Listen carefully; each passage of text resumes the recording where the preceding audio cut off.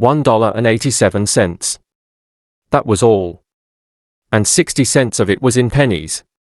Pennies saved 1 and 2 at a time by bulldozing the grocer and the vegetable man and the butcher until one's cheeks burned with the silent imputation of parsimony that such close dealing implied. 3 times Della counted it. $1.87. And the next day would be Christmas. There was clearly nothing left to do but flop down on the shabby little couch and howl. So Della did it. Which instigates the moral reflection that life is made up of sobs, sniffles, and smiles, with sniffles predominating. While the mistress of the home is gradually subsiding from the first stage to the second, take a look at the home. A furnished flat at $8 per week.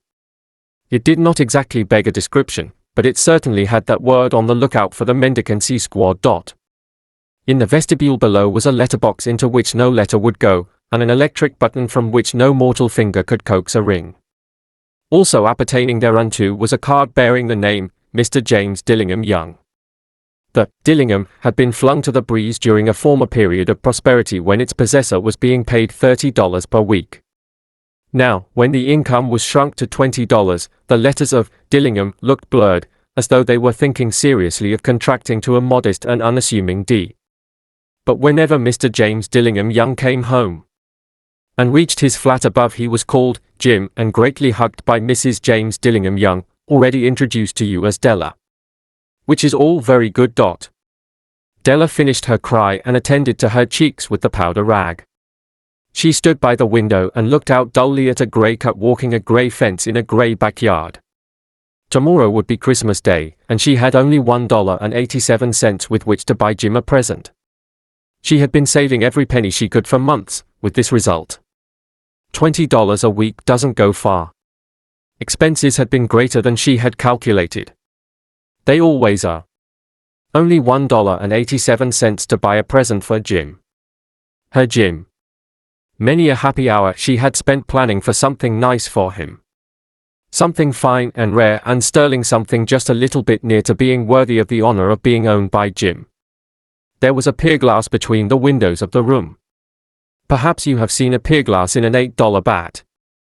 A very thin and very agile person may, by observing his reflection in a rapid sequence of longitudinal strips, obtain a fairly accurate conception of his looks. Della, being slender, had mastered the art. Suddenly she whirled from the window and stood before the glass. Her eyes were shining brilliantly, but her face had lost its color within 20 seconds. Rapidly she pulled down her hair and let it fall to its full length. Now, there were 2 possessions of the James Dillingham Youngs in which they both took a mighty pride. One was Jim's gold watch that had been his father's and his grandfather's. The other was Della's hair. Had the Queen of Sheba lived in the flat across the airshaft, Della would have let her hair hang out of the window some day to dry just to depreciate Her Majesty's jewels and gifts.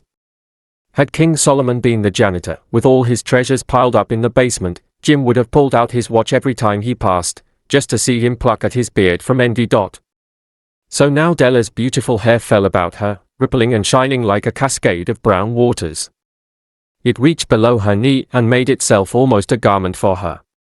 And then she did it up again nervously and quickly. Once she faltered for a minute and stood still while a tear or 2 splashed on the worn red carpet. On went her old brown jacket, on went her old brown hat. With a whirl of skirts and with the brilliant sparkle still in her eyes, she cluttered out of the door and down the stairs to the street. Where she stopped the sign read, MME Sophronie. Hair goods of all kinds. 1/8 up Della ran, and collected herself, panting. Madam, large, 2 white, chilly, hardly looked the Sophronie. Will you buy my hair? Asked Della. I buy hair, said Madam. Take your hat off and let's have a sight at the looks of it. Down rippled the brown cascade. $20, said Madam, lifting the mass with a practiced hand. Give it to me quick, said Della. Oh, and the next 2 hours tripped by on rosy wings. Forget the hashed metaphor. She was ransacking the stores for Jim's present. She found it at last. It surely had been made for Jim and no one else. There was no other like it in any of the stores, and she had turned all of them inside out.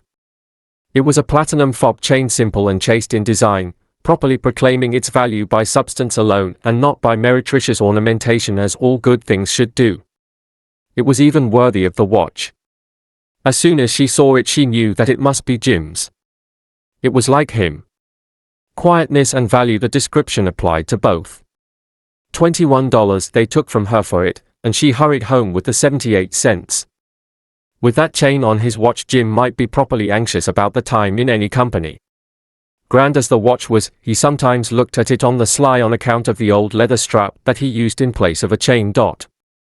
When Della reached home, her intoxication gave way a little to prudence and reason.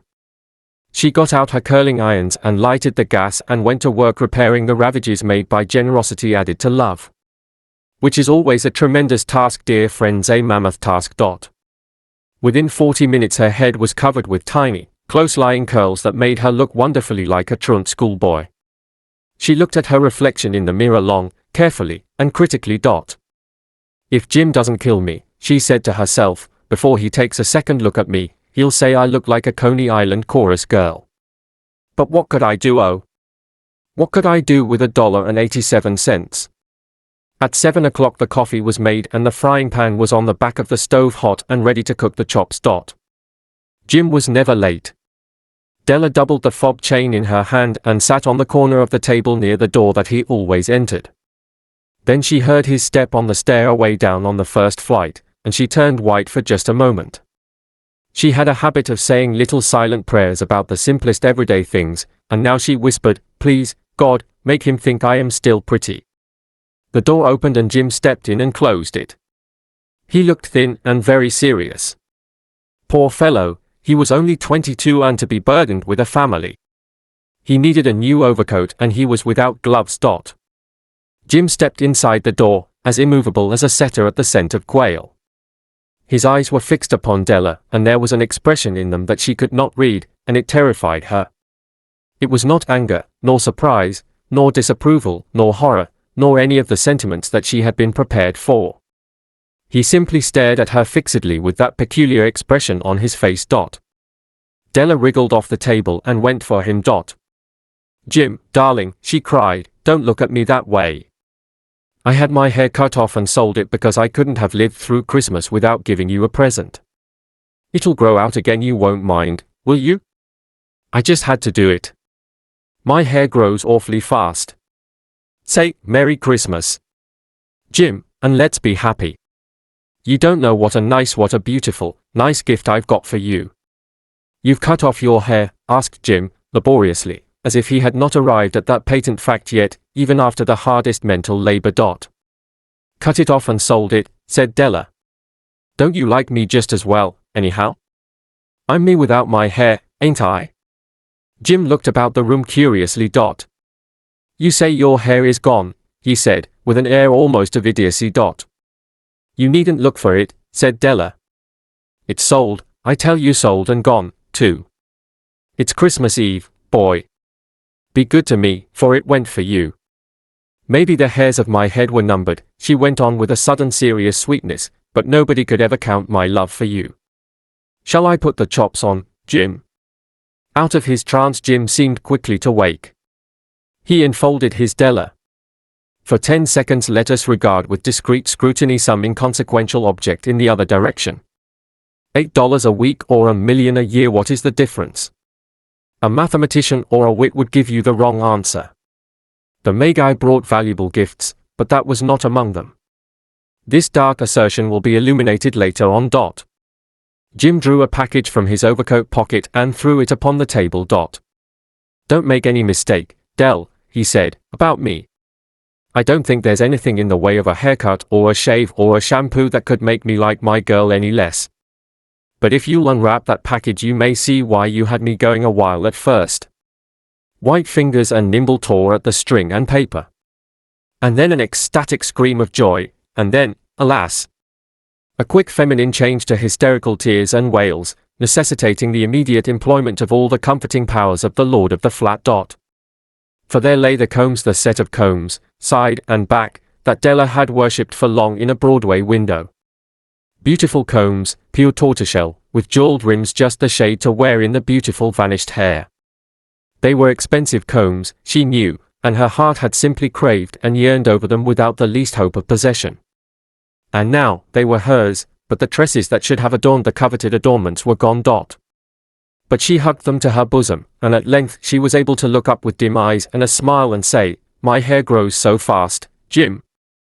And then Della leaped up like a little singed cat and cried, "Oh, oh." Jim had not yet seen his beautiful present. She held it out to him eagerly upon her open palm. The dull precious metal seemed to flash with a reflection of her bright and ardent spirit. "Isn't it a dandy, Jim?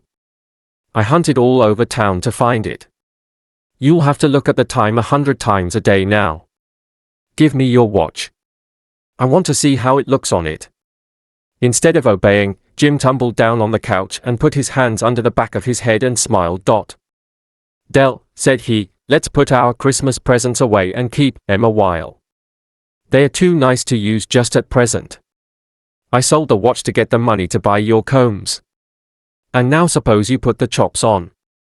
The Magi, as you know, were wise men, wonderfully wise men who brought gifts to the babe in the manger. They invented the art of giving Christmas presents.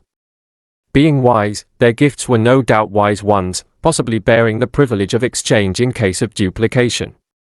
And here I have lamely related to you the uneventful chronicle of two foolish children in a flat who most unwisely sacrificed for each other the greatest treasures of their house. But in a last word to the wise of these days, let it be said that of all who give gifts these two were the wisest. Of all who give and receive gifts, such as they are wisest. Everywhere they are wisest. They are the Magi.